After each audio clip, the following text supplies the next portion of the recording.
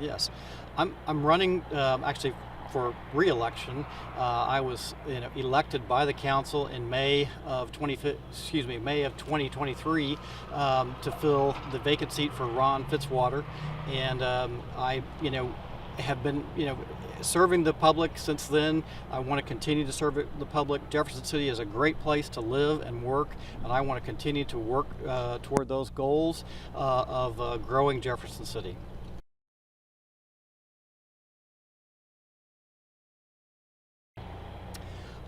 I don't think so. I think that the voters would have to come forward with a proposal to bring that forward and say we want to change. I don't really see that there's a need for a change. I think the city charter was almost 40 years ago, and if the voters want a change, I think the voters need to be forthright and tell us that they want that change.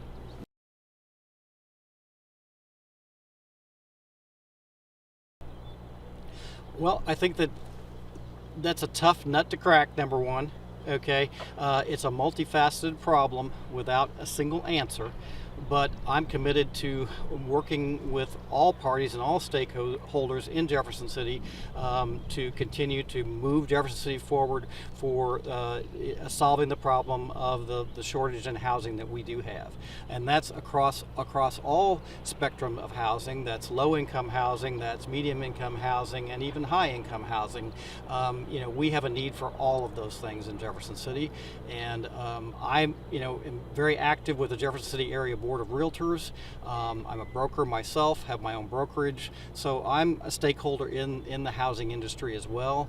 I'm going to bring those skills and I have brought those skills to the City Council and continue to work on that problem as we move forward.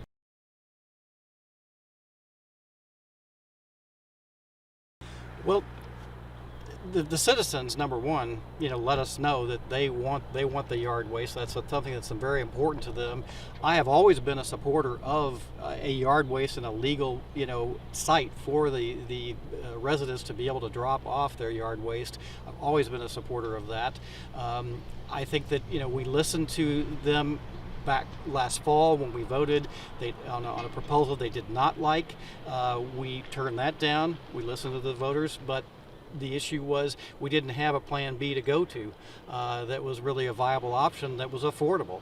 And so we went out to bid again, and we didn't get much response, only got one bidder, and that one was too expensive as well. So there was really no other choice other than say, hey, we got to stop right here and figure out where we're going to go from here. And that's what we did. We came up with a city run site that we're going to be moving forward with.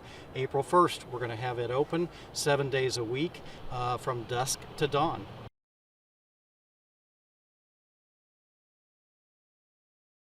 I don't think there's a transparency issue.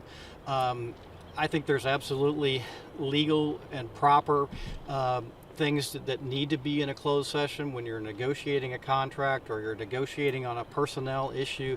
Those things do properly need to be in a closed session. That a lot of the criticism has come from those closed sessions, but I think there is a time and a place that is appropriate for you to have a closed session. But I am all about being transparent, and with the yard waste, going back to the yard waste, we voted on that meeting that was closed. We voted to open everything up and be completely transparent after we took that vote, because we knew that was going to be an issue, and we knew that the voters were going to want to know exactly what happened. So we voted to make it 100% open, what we did in that meeting.